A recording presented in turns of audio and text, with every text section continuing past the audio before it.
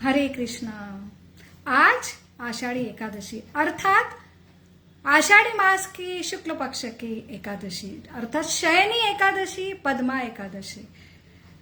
आज से चातुर्मास प्रारंभ हो रहा है और आज महाराष्ट्र के जो हमारे सबसे लाडले जो पंढरीनाथ अर्थात विठ्ठल, इस इनके जो महिमा के लिए पंढरपुर में पूरा जो महाराष्ट्र जो वारकरी पैदल जो भक्त है विठ्ठल के यहाँ पे संकल्प पूर्ण करके आज ऐसे पंढरीनाथ अपने लाडले पंढरीनाथ के दर्शन के लिए पंढरपुर में एकत्रित होते हैं।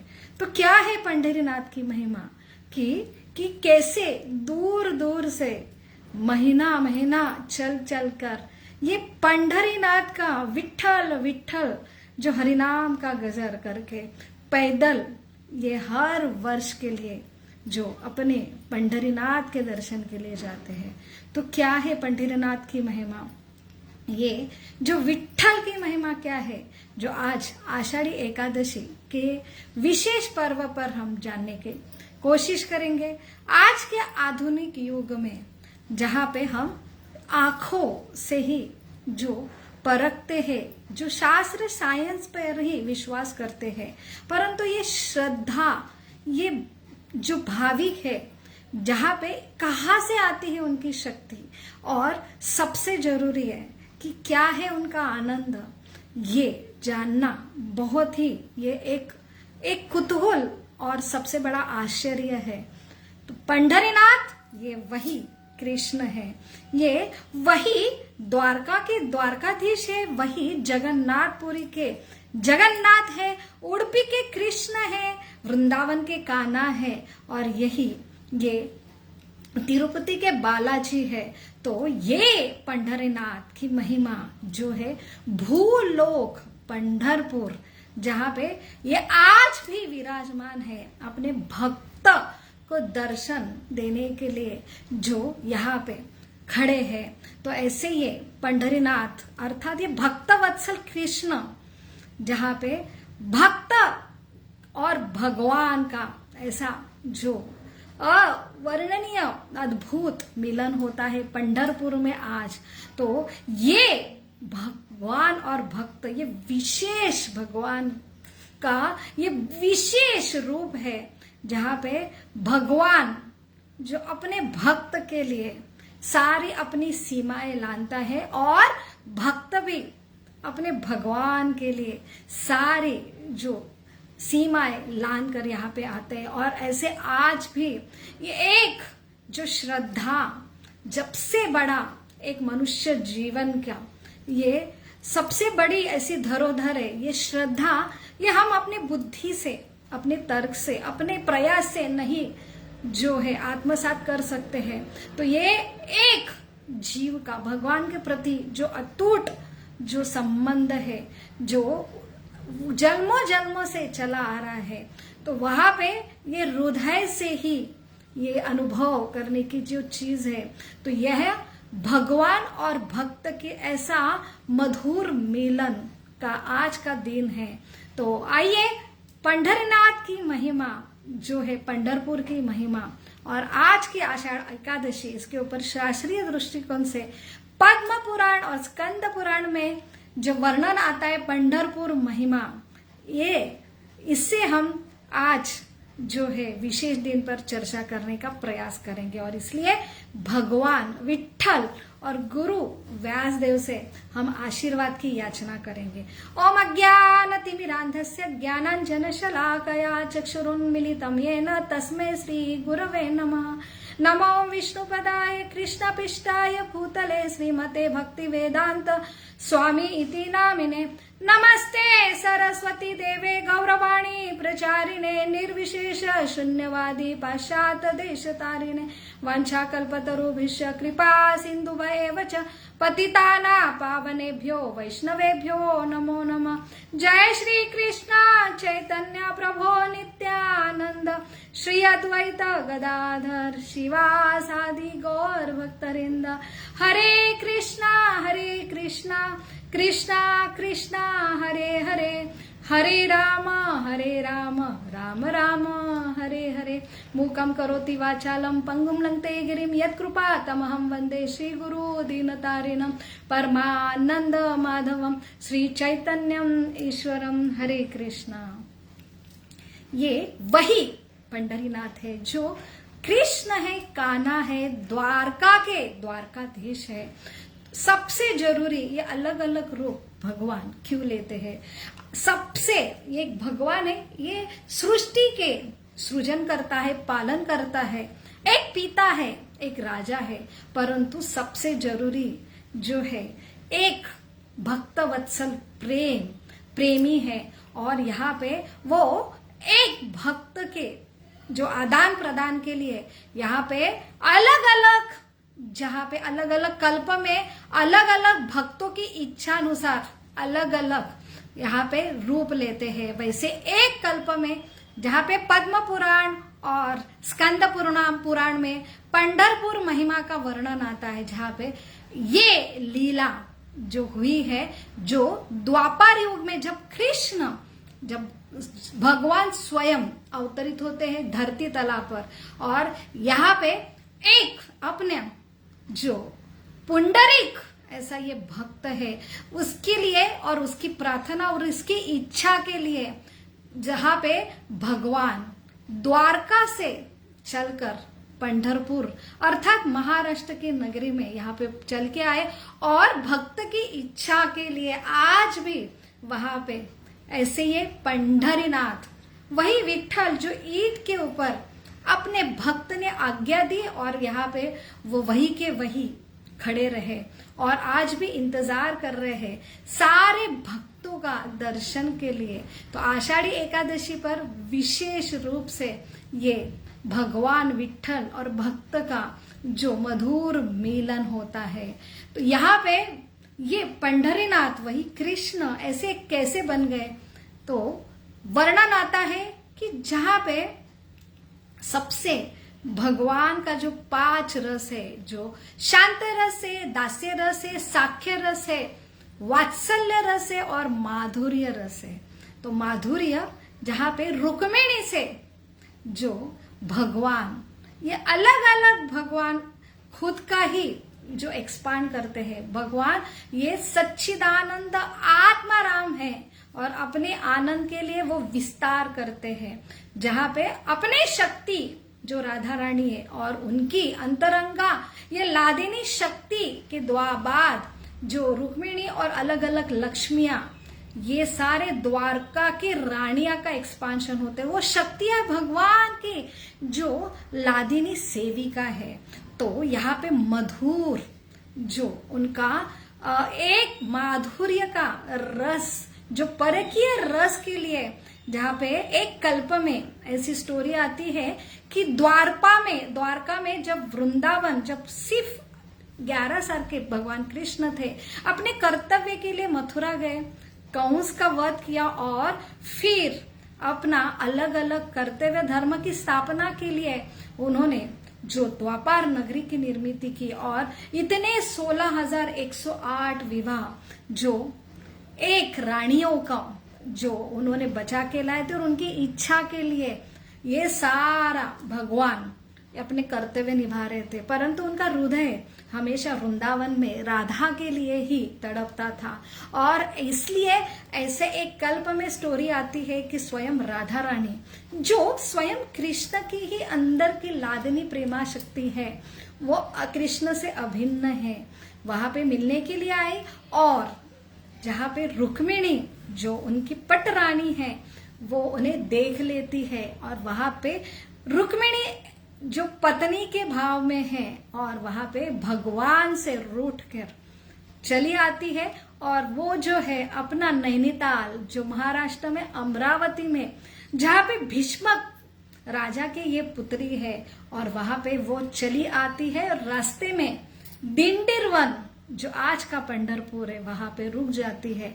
तो ऐसे अपनी पत्नी जो रूठी हुई है उनको मनाने के लिए भगवान कृष्ण पैदल पैदल द्वारका से निकलते हैं। रास्ते में कान्हा जो सांवले है वो पूरे धूल और मिट्टी से उनका चेहरा जो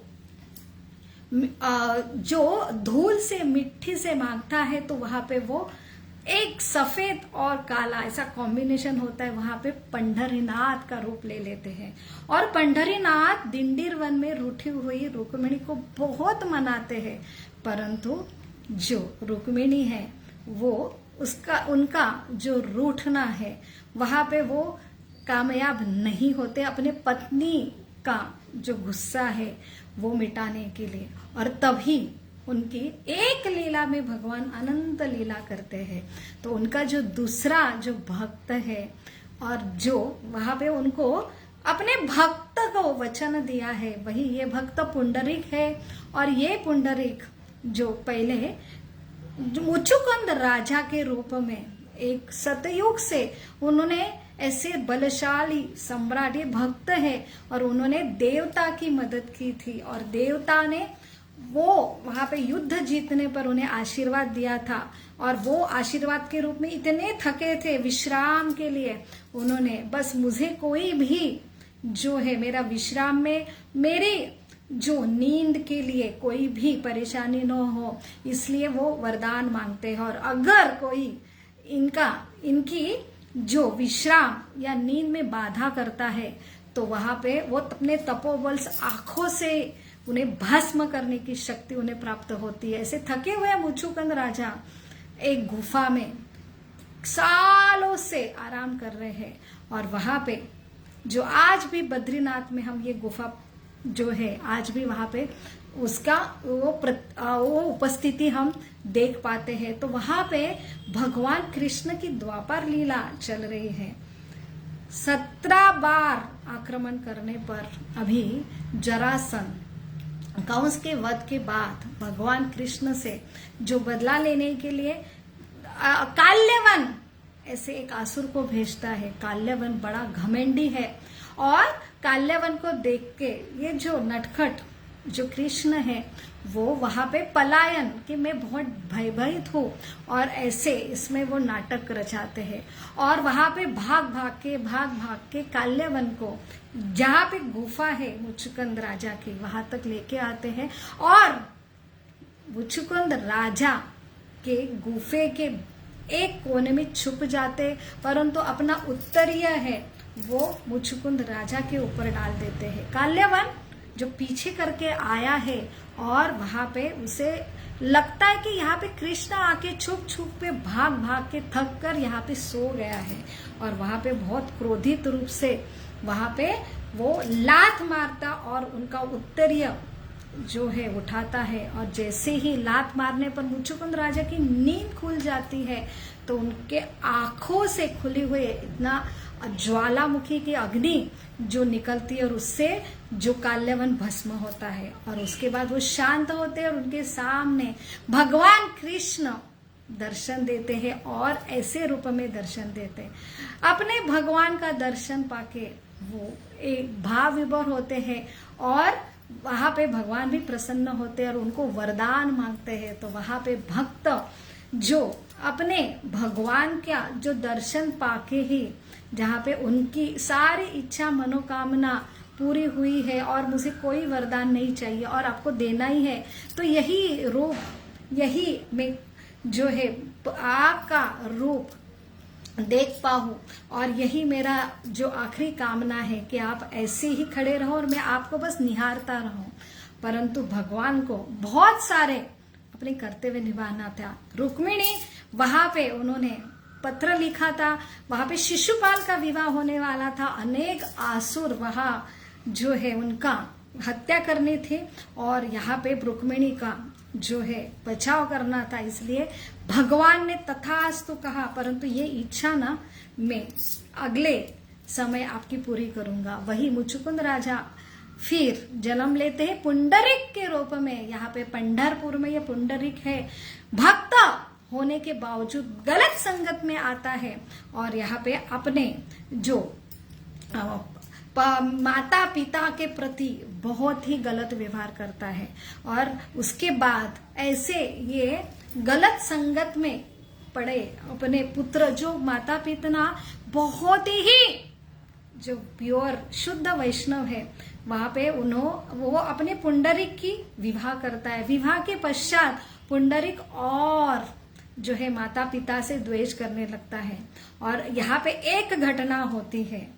तो ऐसी ही प्रथा रहती है कि काशी के लिए ये सारे निकल पड़ते हैं।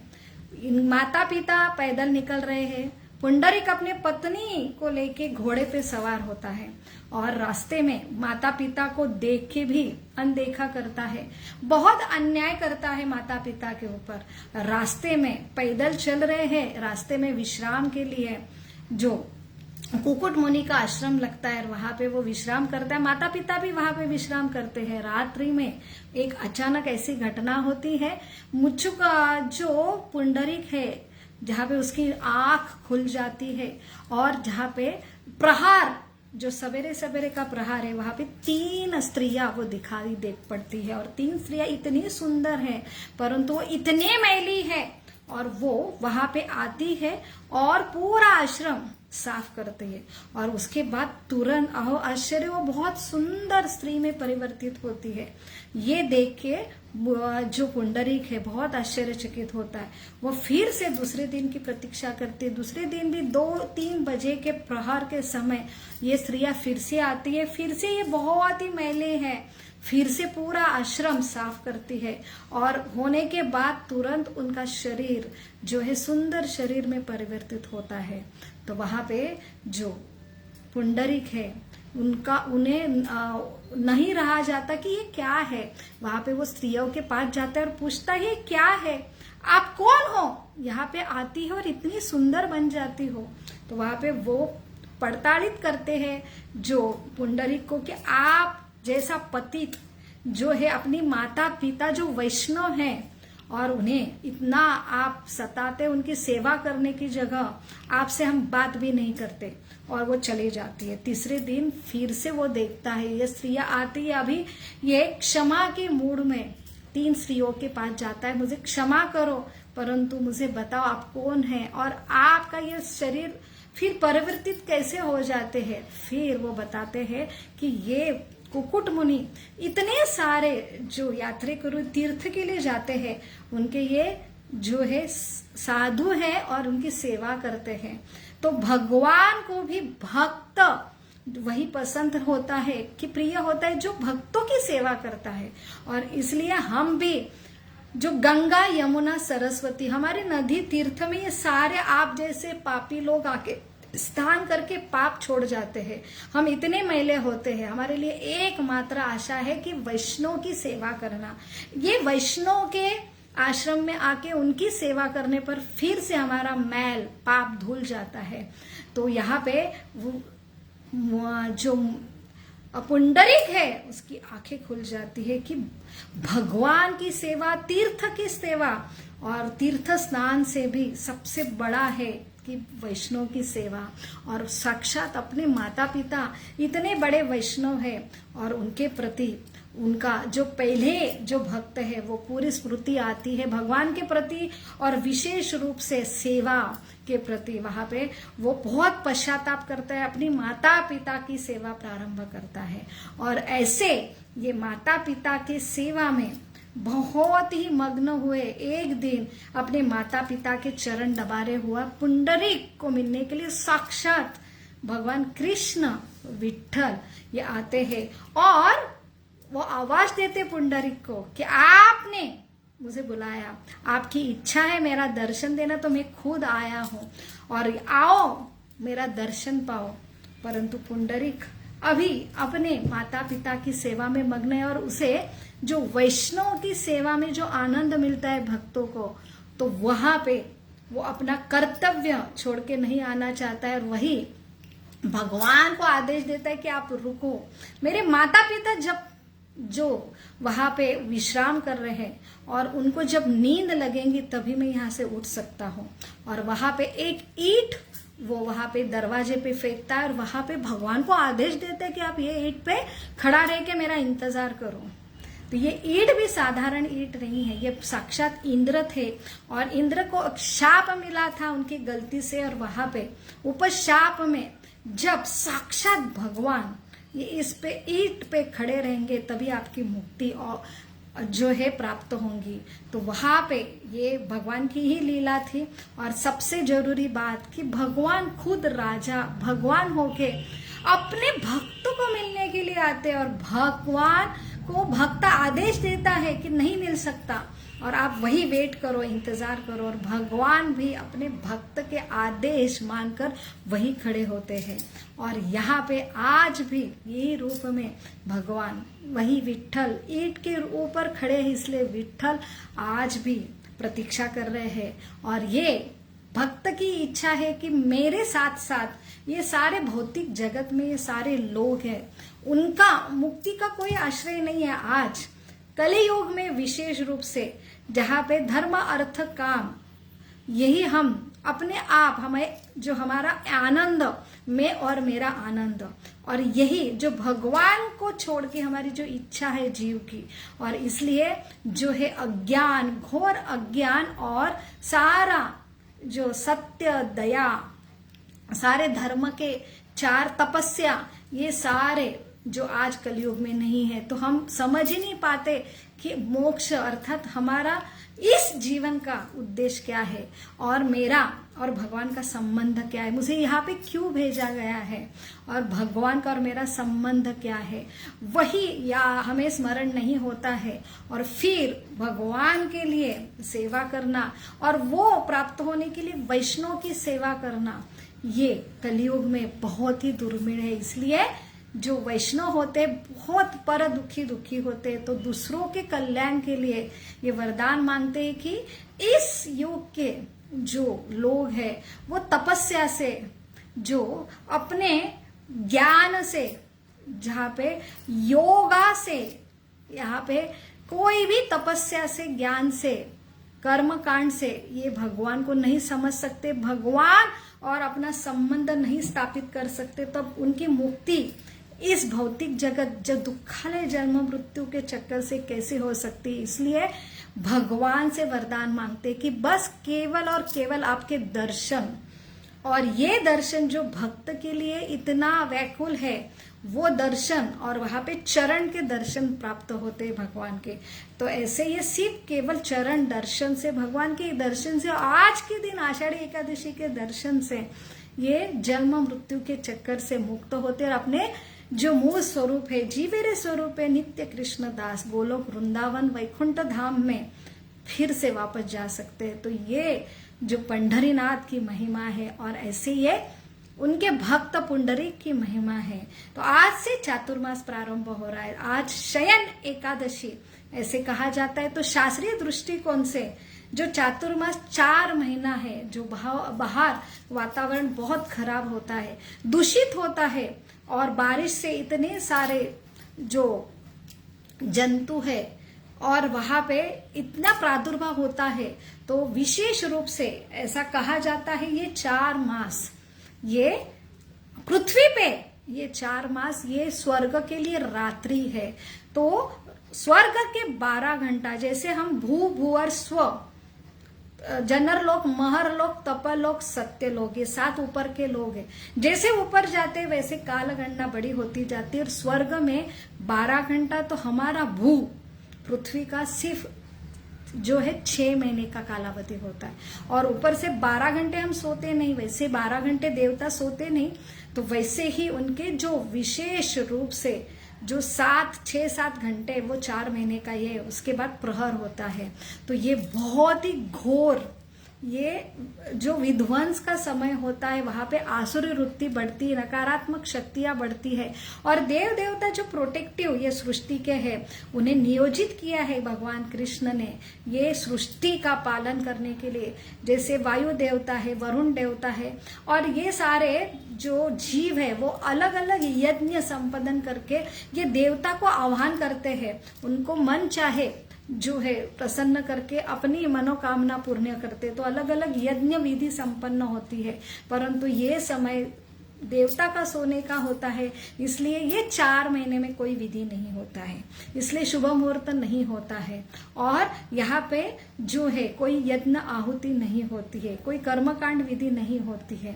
और ऊपर से आसुरी प्रभाव बहुत ज्यादा होता है, शरीर मन के लिए ये समय अच्छा नहीं होता। इसलिए 4 महीने जहाँ पे बहुत ही हमारे शास्त्र में बताया कि हमने जो उपवास जो एक समय खाना चाहिए, और वहां पे हमने बहुत ही जो है भगवान का स्मरण करना चाहिए। तो केवल और केवल भगवान का स्मरण ये 4 महीने तीव्रता से करे, तो वहां पे हमें मोक्ष क्या है, हमारी क्या स्थिति है, वो समझ में आना आसान होता है। और भगवान ये सारे 4 महीने में शयन एकादशी से फिर अलग अलग जो भगवान के ही फेस्टिवल होते हैं, बलराम जयंती हो, जन्माष्टमी हो, राधाष्टमी हो, तब तक उठनी एकादशी तक, जहाँ पे हर 15 दिन में जो लगातार केवल और केवल भगवान का स्मरण, नित्य पाठ, शास्त्रों का पाठ, नाम स्मरण, इसका महत्व है, जिससे हमारा शरीर मन